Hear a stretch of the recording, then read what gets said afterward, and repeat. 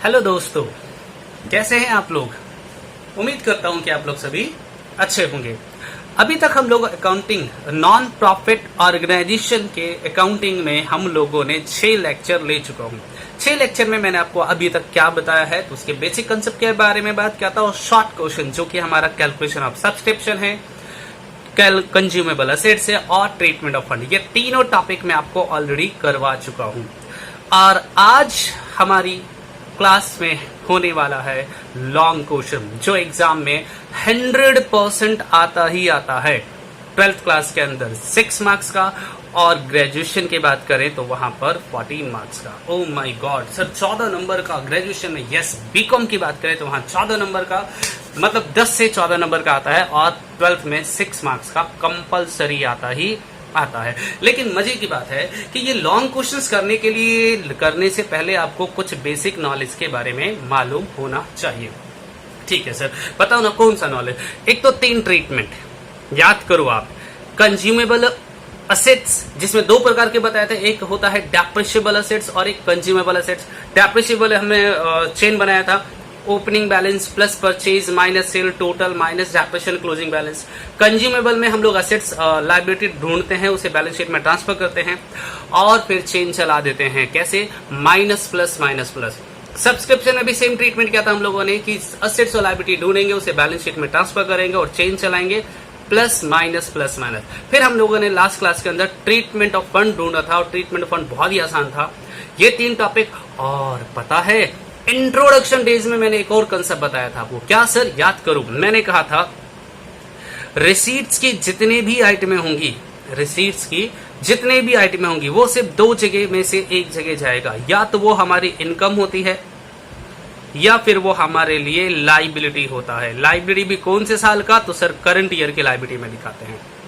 और जितनी भी आइटमें हमें पेमेंट में गिवन होगा, जितनी भी आइटमें हमें पेमेंट में गिवन होगा वो भी 2 में से एक जगह जाएगा। या तो वो हमारे लिए एक्सपेंस होगा या फिर वो हमारे लिए असेट होगा। ठीक है, तो दिस इज द कंसेप्ट। आपको एक तो ये नॉलेज होना चाहिए और वो 3 शॉर्ट क्वेश्चन जो हम लोगों ने डिस्कस करा था उसके बारे में भी मालूम होना चाहिए। चलिए काम करते हैं, हम लोग चलते हैं अपने क्वेश्चंस पर। और आज हम लोग एक भारी भरकम सवाल करेंगे। राइट, कोशिश करूंगा हल्का बनाने की, लेकिन भारी भरकम इसलिए क्योंकि वो बहुत फेवरेट क्वेश्चन है एग्जामिनर का। मैं पहले ही वही करवाने वाला हूं, आसान वाली तो बाद में कर लेंगे। चल, मेरे असाइनमेंट का क्वेश्चन नंबर है 2। मेरे असाइनमेंट का क्वेश्चन नंबर है 2। जरा देखो क्या लिखा है असाइनमेंट में। लिखा है from the following receipts in payment account and other information given. हमें रिसीट्स इन पेमेंट गिवन है और इंफॉर्मेशन भी गिवन है। क्या लिखा है इंफॉर्मेशन में? Prepare the income and expenditure account. हमें इनकम और एक्सपेंडिचर अकाउंट बनाना है फॉर द ईयर एंडेड 31 मार्च 2008। 31 मार्च 2008 का। लीजिए, मैं फॉर्मेट ड्राफ्ट कर चुका हूं। ये देखिए, मैंने ड्राफ्ट में लिख दिया है फॉर्मेट में income and expenditure account for the year ended. अब यहां डेट डाल दूंगा 31 दिसंबर नहीं मार्च 2008। तो हमारा करंट ईयर हो गया 31 दिसंबर 2008। तो हम बैलेंस शीट बनाएंगे। बैलेंस शीट एज ऑन 31 मार्च 2007 पिछले साल का, और एक बैलेंस शीट बनाएंगे एज ऑन 31 मार्च 2008। समझ आ रहा है मेरी बात? मतलब हम 2 बैलेंस शीट बनाएंगे, एक प्रीवियस ईयर का 2007 का और एक करंट ईयर का 2008 का। रिसीट्स इन पेमेंट अकाउंट तो हमारा करंट ईयर का ही बनता है। ठीक है, तो सबसे पहला काम होता है पहली लाइन पढ़ना। पहली लाइन पढ़ने से हमें ये पता चलता है कि हमारा करंट ईयर कौन सा और हमारा प्रीवियस ईयर कौन सा है। तो हमारे सवाल में लिखा था कि हमारा करंट ईयर है 31 मार्च 2008, तो प्रीवियस ईयर हो गया 31 मार्च 2007। डन। इसके बाद हम सीधा ही जंप मारते हैं एडजस्टमेंट में। पहले फर्स्ट लाइन पढ़ा, ठीक है। इसके बाद सीधा ही जंप मारेंगे एडजस्टमेंट में। एडजस्टमेंट में हम ये पता लगाएंगे कि हमारे लिए असेट है या लायबिलिटी। चलिए देखते हैं। ये देखो, मैंने ऑलरेडी बैलेंस शीट ड्राफ्ट कर रखा है। हम असेट्स होगा तो असेट साइड में डालेंगे और लायबिलिटी होगा तो लायबिलिटी साइड में। जिस साल का 2007 का होगा तो 7 में डालेंगे और 8 का होगा तो 2008 में डालेंगे। इस सवाल को पहले उठाने के पीछे मोटी पता क्या है? इसमें हमें दिमाग कम लगाना है। हमें कॉलम बनाकर दे रखा है 2007 का अलग, 2008 का अलग। हमें ये सोचने की जरूरत नहीं पड़ेगी कि ये 7 का है या 8 का है, हमें सिर्फ ये सोचना है कि असेट्स है या लायबिलिटी है। देखो जरा, एडिशनल इन्फॉर्मेशन में लिखा है, पहला कॉलम है एज ऑन 31 मार्च 2007 और दूसरा है 31 मार्च 2008 का सब्सक्रिप्शन ड्यू। बताओ असेट्स या लायबिलिटी। सर ये तो क्या होता है बताओ। सर ये तो असेट्स होता है। तो हम यहां लिखेंगे आउटस्टैंडिंग सब्सक्रिप्शन। 2007 में है 800 रुपए और 2008 में है आउटस्टैंडिंग सब्सक्रिप्शन कितना है जी, 1000 रुपए। ठीक है। फिर लिखा है subscription received in advance.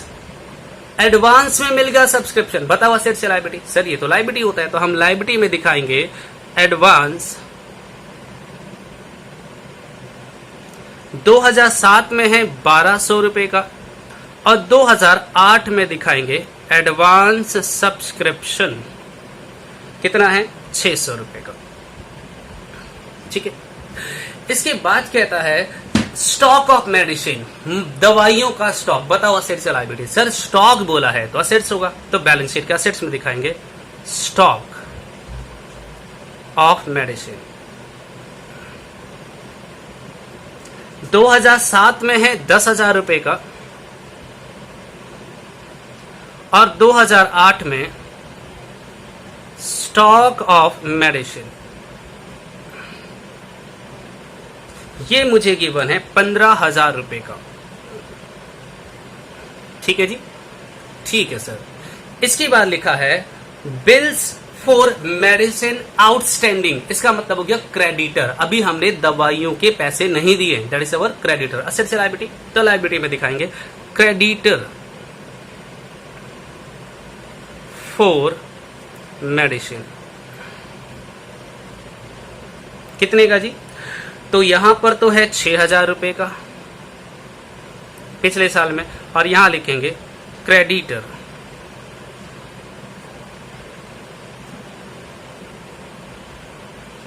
For medicine, और यहां पर है 9,000 रुपए का, 9,000 का। ठीक है। इसके बाद लिखा है मेडिकल इक्विपमेंट, एक्सरे करने की मशीन वगैरह वगैरह। तो सर ये हमारी असेट्स होती है, तो यहां लिखेंगे मेडिकल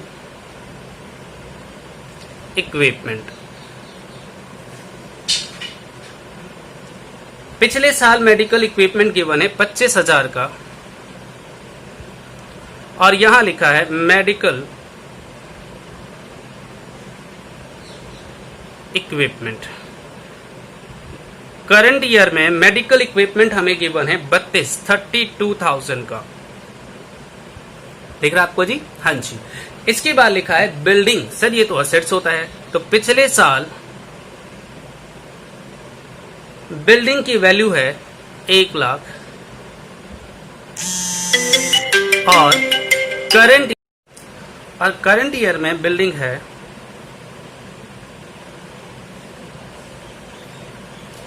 कितने का जी? करंट ईयर में बिल्डिंग है 95,000 का, 95,000 का। ठीक है। किसी को कोई दिक्कत हो तो बताओ। कितना सिंपल था, सिर्फ असेट्स को असेट्स में डाल दिया, लायबिलिटी को लायबिलिटी में डाल दिया, करंट ईयर का है तो करंट ईयर में, प्रीवियस ईयर का तो प्रीवियस ईयर में। मेरे सवाल में एडजस्टमेंट खत्म हो गया। अब हम चलेंगे कहां पर, रिसीट्स एंड पेमेंट में। तो रिसीट्स एंड पेमेंट में सबसे पहले पढ़ते हैं रिसीट साइड, और मैंने आपको बताया कि रिसीट्स की सभी आइटमें, जितनी भी आइटमें हमें रिसीट साइड में गिवन होगा, वो या तो मेरी इनकम होगी या फिर मेरे लिए लायबिलिटी होगा। तो ये देखना पड़ेगा कि वो हमारी इनकम है या लायबिलिटी। चलो चेक करते हैं। पहले आओ रिसीट्स में, सबसे पहले लिखा है बैलेंस बीडी। बेटा बैलेंस बीडी का मतलब होता है opening balance of cash, cash का बैलेंस। तो उसे ओपनिंग बैलेंस शीट के असेट्स में दिखाएंगे किस नाम से, कैश के नाम से। कितना है? 29,000, 29,000। ओके ठीक है सर। इसके बाद लिखा है डोनेशन। अब सोचो, वापिस आ जाओ यहां पर, बताओ डोनेशन हमारी क्या है, इनकम या लायबिलिटी? तो सर डोनेशन को हम लोग इनकम मानेंगे। सर ये कहां लिखा है कि ये जनरल डोनेशन है या स्पेसिफिक डोनेशन है? बेटा कुछ ना बताए तो जनरल मान लेना, जनरल मान लेना। तो मैंने डोनेशन को इनकम में डाल दिया। कितने का है जी इनकम में? अब 12,000 रुपए का डोनेशन था। आपको पता है ना रिसीट्स के में या तो इनकम या लाइबिलिटी, तो लाइबिलिटी तो नहीं है, ये इनकम है, इनकम में डाल दिया। फिर लिखा है सब्सक्रिप्शन, बताओ क्या है, तो सर ये भी हमारी क्या है, इनकम। सब्सक्रिप्शन कितने का सर, तो ये है 52,500 का, 52,500 का। लेकिन सर आपने से इनर कॉलम में क्यों डाला, क्योंकि इस पर एडजस्टमेंट था, इसमें उसने कुछ बातें बताई थी आउटस्टैंडिंग वाली, एडवांस वाली। तो हम अपने बैलेंस शीट पर जाएंगे और चेन कैसे चलाएंगे, प्लस माइनस प्लस माइनस। तो देखो प्लस में एडवांस सब्सक्रिप्शन 1200 का, माइनस में आउटस्टैंडिंग 800 रुपए का, प्लस में आउटस्टैंडिंग 1000 रुपए का और माइनस में एडवांस 600 रुपए का। तो इनको हमें डील करना पड़ेगा, इसलिए मैं यहां पर इनर कॉलम में लिखूंगा और इसमें प्लस माइनस करेंगे। तो सबसे पहले करेंगे प्लस एडवांस सब्सक्रिप्शन 2007 का 1200 माइनस आउटस्टैंडिंग सब्सक्रिप्शन 2007 का 800 प्लस आउटस्टैंडिंग सब्सक्रिप्शन 2008 का 1000 और माइनस एडवांस सब्सक्रिप्शन 2008 का 600। टोटल करें, टोटल, हाँ सर करो ना टोटल। सर कैलकुलेटर यूज कर लो ना, जल्दी हो जाएगा। ठीक है मैं कर रहा हूं, आप मत करना कैलकुलेटर यूज, आपको अलाउड नहीं है। प्लस 1200 माइनस 800 प्लस में 1000 माइनस में 600, बेटा ये मेरे पास आया 53,300। एक बार फिर चेक कर लेते, ठीक है ना। 52,500 plus 1200 minus 800 plus 1000 minus 600, correct. ठीक है जी, ठीक है सर। अब अगला आइटम क्या लिखा है, interest on 8% investment for the year. Interest मिला, तो सर इंटरेस्ट तो हमारी इनकम होती है, इसमें सोचना क्या, बाय इंटरेस्ट। इंटरेस्ट कितना मिला, 8,000 रुपए। पता एक बात बताऊं, मैंने स्टार्टिंग में अभी बोला था कि ये सवाल एग्जामिनर का फेवरेट क्वेश्चन है। ये सवाल एग्जामिनर का फेवरेट है। क्यों है फेवरेट, उसका रीजन है ये एंट्री। सवाल कहता है interest at the rate of 8% for full year, पूरे साल का 8,000 रुपए। अब जरा बैलेंस शीट में नजर डालो, देखो कहीं पर भी मुझे इन्वेस्टमेंट गिवन है। जब इन्वेस्टमेंट गिवन ही नहीं है तो इंटरेस्ट मुझे कैसे मिल रहा है, इसका मतलब पिछले साल इन्वेस्टमेंट होगा, पिछले साल इन्वेस्टमेंट होना चाहिए। कहां है इन्वेस्टमेंट, कितने का है इन्वेस्टमेंट, तो इसे हम लोग क्या करेंगे, कैलकुलेट। जैसे हम लोग क्या करेंगे, कैलकुलेट। कैसे सर, आओ देखो, मैं एक रफ में वर्किंग नोट बनाऊंगा, प्लीज बच्चे सभी ध्यान देना। मैं लेट करूंगा, लेट माना investment, investment of rupees x. मान लेते हैं कि हमारा इन्वेस्टमेंट कितने का है, एक्स रुपीज का। अगर मैं निकालूं interest on investment, interest on investment, आपको पता है इंटरेस्ट कैसे निकालते हैं, हाँ sir, investment multiply by percentage by 100, percentage कितना 8%, मल्टीप्लाई बाय 12/12, पूरे साल का तो 12 महीने का 12/12। अब ये इन्वेस्टमेंट मुझे दे रखा है, इंटरेस्ट हमें ऑलरेडी, ये जो इंटरेस्ट है वो ऑलरेडी मुझे गिवन है, कितने का, 8,000 का। तो ये बराबर हो जाएगा x इंटू 12 से 12 तो कट गया, तो ये बच गया 8/100। अब ये 8/100 इधर आके क्या हो जाएगा, मल्टीप्लाई, तो 8,000 multiply by 100 divided by 8 is equals to x। Solve करेंगे तो 8 से 8 कट गया, तो x की वैल्यू कितना आ गया बताओ सर, x की वैल्यू आ गया 1 लाख। इसका मतलब हमारे पास हमारा इन्वेस्टमेंट 1 लाख रुपए का होगा, तभी तो मुझे ये 8,000 का इंटरेस्ट मिला है। तो हम इस 1 लाख रुपए के इन्वेस्टमेंट को बैलेंस शीट के असेट्स में डालेंगे, पिछले साल के बैलेंस शीट के असेट्स में डालेंगे इन्वेस्टमेंट 1 लाख। और यही वो कैलकुलेशन है जिसकी वजह से ये सवाल एग्जामिनर का फेवरेट क्वेश्चंस बनता है। ठीक है यहां तक, ठीक है सर। आगे आइए, charity film show, that is our income. हम सीधा ही उसे इनकम में डाल देंगे बाय चैरिटी मिला है, ठीक है बेटा, रिसीव है ना, चैरिटी मिला है फिल्म करने के लिए, छोटे मोटे हम फिल्म बनाते हैं उसके लिए 12,000 लीजिए सर, हो गया। अब आते हैं, अच्छा मैंने पता है आपको रिसीट साइड खत्म कर दिया, अब कहां चलेंगे, पेमेंट में। और याद है आपको पेमेंट की सभी आइटमें कहां दिखाते हैं, हाँ सर मालूम है, पेमेंट की सभी आइटमें हम दिखाते हैं या तो एक्सपेंडिचर में या फिर असेट्स में। तो चलिए पहले लिखा है doctors honorarium to doctor, that is our expenditure. तो मैं यहां लिखूंगा टू डॉक्टर्स ऑनरियम 10,000 का। इसके बाद लिखा है सैलरी, कोई एडजस्टमेंट नहीं था, सीधा ट्रांसफर करो, एडजस्टमेंट होगा तो फिर चेंज चला देंगे। इनकम की बातें कर रहे होंगे और एडजस्टमेंट आएगा तो प्लस से स्टार्ट करेंगे, प्लस माइनस, और एक्सपेंडिचर होगा तो माइनस से स्टार्ट करेंगे। जनरल एक्सपेंस सर कोई एडजस्टमेंट नहीं है और ये हमारा एक्सपेंडिचर ही होता है। कितने का है, 2,000 का। इसके बाद है मेडिसिन परचेज्ड, सर यहां लिख दे, नहीं अब वर्किंग नोट करेंगे। पता है आपको मेडिसिन जो होता है ना हमारे लिए वो कंज्यूमेबल असेट्स होता है, यूज करने से खत्म हो जाता है। और कंज्यूमेबल असेट्स को डील करने के क्या तरीके हैं, सर चेन चला दो ना, चलो चेन चला दो, मुझे कोई दिक्कत नहीं है कंज्यूमेबल में, अब फिक्स्ड असेट्स में चेन यूज कर लेना। ये लो मैं लिखूंगा मेडिसिन, कितने का मेडिसिन खरीदा हम लोगों ने, 30,000 रुपए का, इनर कॉलम में। पता है मैंने इनर कॉलम में क्यों डाला, क्योंकि सर इस पर एडजस्टमेंट था। अच्छा कहां लिखा है, देखो ये लो, ये देखो creditor for medicine, stock for medicine, stock for medicine और क्रेडिटर फॉर मेडिसिन, है ना एडजस्टमेंट। अब बताओ चेन कैसे चलाएंगे, तो सर ये एक्सपेंस की बातें करें, कंज्यूमेबल असेट्स की बातें कर रहे हैं, तो चेन कैसे चलाएंगे, माइनस से, तो माइनस प्लस माइनस और प्लस, ठीक है। तो चलिए करते हैं हम इस पे, ये रहा हमारा एक्सपेंडिचर, हम इसमें करेंगे माइनस क्रेडिटर फॉर 2007, कितने का क्रेडिटर है, 6,000 रुपए का,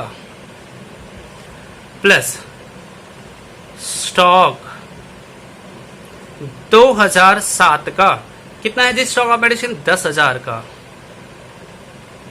माइनस स्टॉक 2008 का, कितने का जी, 15,000 का, और प्लस क्रेडिटर 2008 का, कितना है जी, 9,000। अब जो भी निकल कर आएगा हम उसे बोलेंगे medicine consumed during the year, मतलब इतना हम लोगों ने उपभोग कर लिया, यूज कर लिया। तो माइनस 6,000 करेंगे, प्लस 10,000 करेंगे, माइनस 15,000 करेंगे और प्लस 9,000 करेंगे, तो ये आ गया 28,000। तो 28,000 का दवाइयां हम लोगों ने क्या कर लिया, कंज्यूम्ड कर लिया।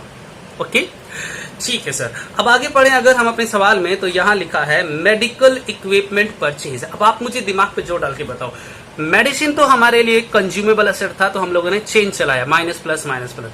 मेडिकल इक्विपमेंट हमारे लिए क्या है, क्या ये कंज्यूमेबल है या डेप्रिशिएबल है, तो सर ये डेप्रिशिएबल है। एक्सरे करने की मशीन हो गया या ब्लड टेस्ट करने की जो मशीन वगैरह आते हैं ना, प्लांट वगैरह, उसे बोलते हैं, that is our depreciable asset. तो इसके लिए हम एक फिल्टर बनाएंगे, मैं इसे बोलता हूं फिल्टर, याद करो फिल्टर क्या था, नहीं याद है तो मैं याद दिलाता हूं। ये हमारा वर्किंग नोट नंबर 1 था, ये वाला है ना, इन्वेस्टमेंट का। अब हम करेंगे वर्किंग नोट नंबर 2, इसमें लिखेंगे, याद करो फिल्टर क्या था सर, फिल्टर था opening balance plus purchase minus cell, क्या आ जाएगा, टोटल,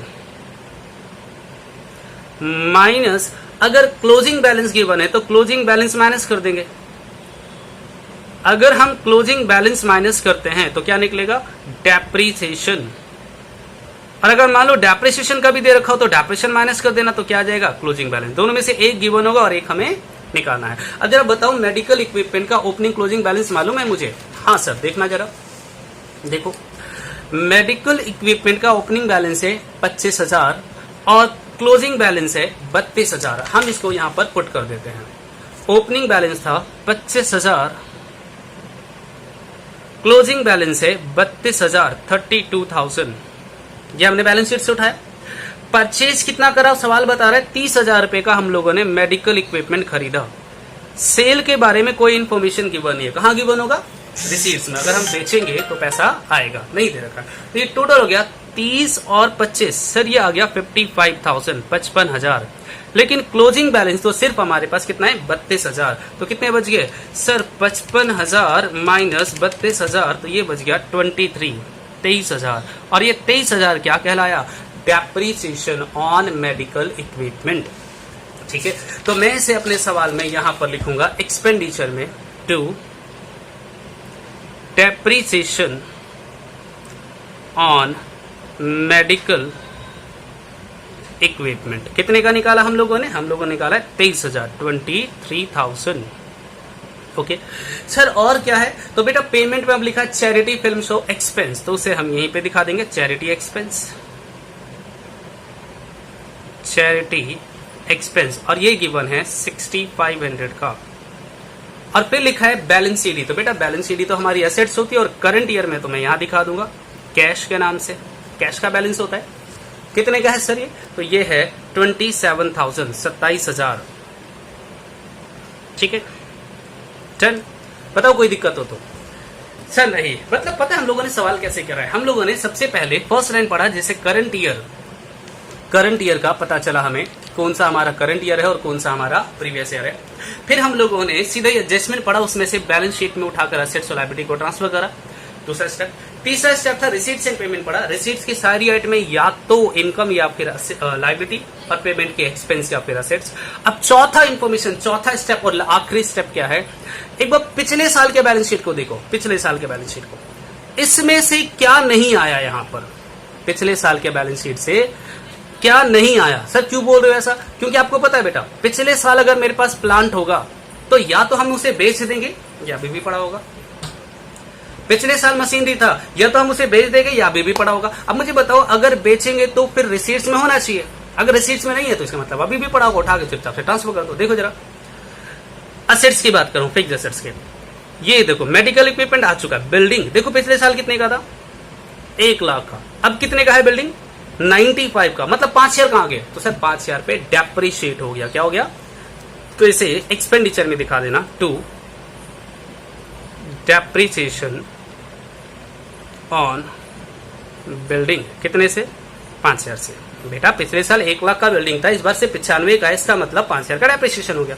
और कैश आ चुका है इन्वेस्टमेंट। सर पिछले साल इन्वेस्टमेंट था तो इस साल भी इन्वेस्टमेंट होगा, क्योंकि हमने इन्वेस्टमेंट बेचा थोड़ी है, सिर्फ इंटरेस्ट मिला था। कितने का? 1 लाख का। लायबिलिटी में कुछ है नहीं, और यहां पर मेरा सवाल क्या हो गया? खत्म। आइए फटाफट जल्दी से स्पीड में टोटल करते हैं। आपको टोटल करना आता है ना? हाँ सर, बचपन से हम यही करते आ रहे हैं, तो ठीक है ना, अभी भी टोटल करते हैं। टोटल करने के लिए मैं कैलकुलेटर यूज करूंगा, आप लोग प्लीज कैलकुलेटर यूज मत करना, आपको अलाउड नहीं है।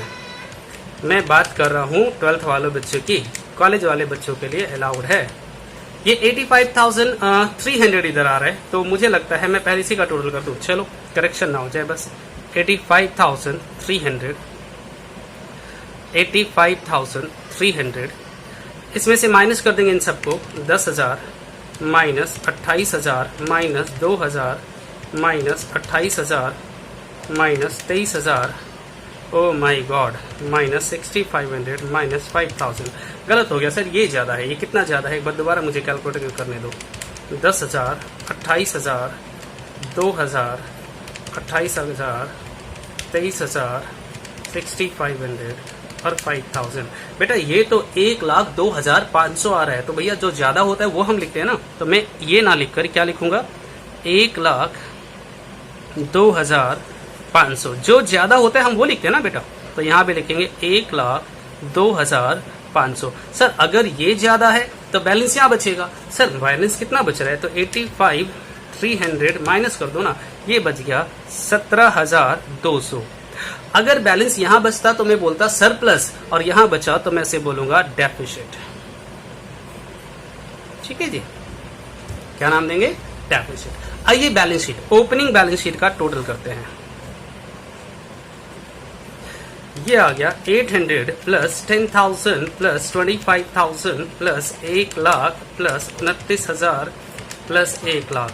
ये आ गया 2,64,800, 264 800 और माइनस करेंगे 1200 माइनस करेंगे 6000, ये आ गया 257,600 और यहाँ बचेगा तो हम क्या नाम देंगे, कैपिटल फंड। ठीक है बेटा, बैलेंसिंग फिगर जो भी बचा मैंने उसे क्या नाम दिया, कैपिटल फंड। ठीक है, इसी तरह से ये भी बैलेंसिंग फिगर था। ठीक है, अब इसके बाद ये जो कैपिटल फंड आया उसे हम दिखाएंगे लायबिलिटी साइड में। कैपिटल फंड कितने का सर, यह आया 257,600 इनर कॉलम में। इसमें अगर सरप्लस होता तो उसे माइनस करते और डेफिसिट सरप्लस होता तो उसे प्लस करते और डेफिसिट है तो क्या करेंगे, माइनस। और डेफिसिट हमें गिवन है 17,200 का। चलिए जरा इसको माइनस कर लेते हैं, 17,200 ये आ गया 2,40,400। नाउ हम इसे टोटल करेंगे और मजे की बात है कि ये क्या होना चाहिए, टैली। अगर टैली है तो इसका मतलब हमारा सवाल 100% करेक्ट है, नहीं तो कुछ गड़बड़ है। चलिए टोटल कर लेते हैं, 9,000 प्लस में 600, 2,50,000। ठीक है, इसका टोटल भी चेक कर लेते हैं। तो ये आ गया 1,000 plus 15,000 plus 32,000 plus 95,000 plus plus plus 27,000 plus में 1,00,000। अरे हाँ, ये क्या हुआ, एक बार दोबारा टोटल करें। 1,000 15,000 32,000 95,000 और 27,000 और 1,00,000। ये तो 2,70,000 आ रहा है। भाई साहब 20,000 हमने कहीं मिस कर दिया क्या, एक बार जरा चेक करते हैं। ओहो, गलती यहाँ पर है बेटा, ध्यान देना। मेडिकल इक्विपमेंट परचेज हमें 10,000 का, ये मेडिकल इक्विपमेंट परचेज हमने 30,000 दिखा रखा है, ये 10,000 का। ठीक है बेटा, अगर ये 10 का है तो टोटल आ जाएगा 35 और माइनस करेंगे तो ये हमारा बचेगा सिर्फ 3,000। और डेप्रिसिएशन जो हम लोगों ने दिखाया है वो थोड़ा सा गलत हो गया। डेप्रिसिएशन ऑन मेडिकल इक्विपमेंट ये 3,000 का आएगा। सर इससे तो हमारा डेफिसिट आ जाएगा। हाँ बेटा, डेफिसिट नहीं सरप्लस आ जाएगा, तो इसको काट देते हैं। आंसर यही आएगा टोटल 85,300। अब जरा कैलकुलेशन कर लेते हैं। 85,300 माइनस करेंगे 10,000 माइनस करेंगे 28,000 माइनस करेंगे 2,000 माइनस करेंगे फिर से 28,000 माइनस करेंगे 3,000 माइनस करेंगे 6,500 माइनस करेंगे 5,000, तो ये आया 2,800। यहाँ बच रहा है बेटा 2,800। ठीक है, डेफिसिट नहीं आएगा बल्कि सरप्लस आएगा यहाँ पर। ओके जी, छोटा सा करेक्शन हो गया था हमारा, हमने अमाउंट गलत पिक कर लिया था। कोई बात नहीं सर, तो यहाँ पर डेफिसिट के बजाय हम क्या लिख देंगे, सरप्लस। प्लस करेंगे, देख रहे हैं आपको, इधर इधर इधर, ये देखो यहाँ पर हम प्लस करेंगे सरप्लस। कितने का सरप्लस है जी, तो 2,800 का। और अगर हम इसका टोटल करें तो 257,600 प्लस 2,800 ये आ गया 260, 2,60,400। और जब टोटल करेंगे तो 2,70,000। इधर भी कितना आ रहा है, 2,70,000। ओके, मैं फिर रिपीट कर दूं, हम लोगों ने purchase of medical equipment 30,000 pick कर लिया था, जबकि हमारे बुक में कितना गिवन है, 10,000। अगर हम परचेज 30,000 के बजाय 10,000 लिखेंगे, ये देखो यहाँ पर, तो हमारा डेप्रिसिएशन 3,000 आएगा। और डेप्रिसिएशन अगर हम यहाँ पे 3,000 ट्रांसफर करेंगे तो हमारा डेप्रिसिएशन के बजाय क्या आएगा, सरप्लस। ठीक है, और 85,000 ये टोटल नहीं है, 85,300 ही टोटल रहेगा। उम्मीद करता हूँ कि आपको ये समझ आया होगा और इससे आगे के सवाल हम लोग अब ट्राई जरूर करना। मैं आपको कुछ क्वेश्चन इंपॉर्टेंट लिखवा देता हूँ, आप प्लीज उसे ट्राई करोगे तो आपसे हो जाएगा। कहाँ लिखूँ सवाल, चलो यहाँ होमवर्क लिखते हैं। ठीक है, कोशिश करना, जो नहीं होगा वो मैं दोबारा आपको करवा दूंगा। आपका होमवर्क रहेगा क्वेश्चन नंबर 2 मैंने करवा दिया है, 16, 20, 21 और 22। चलिए बस 4 सवाल मैं आपको होमवर्क दे रहा हूँ और उम्मीद करूंगा कि आप इसे ट्राई करेंगे। तो चलिए आज इतना ही करते हैं, बाकी हम लोग नेक्स्ट क्लास में करेंगे। तब तक के लिए बाय, सी यू, टाटा, सब।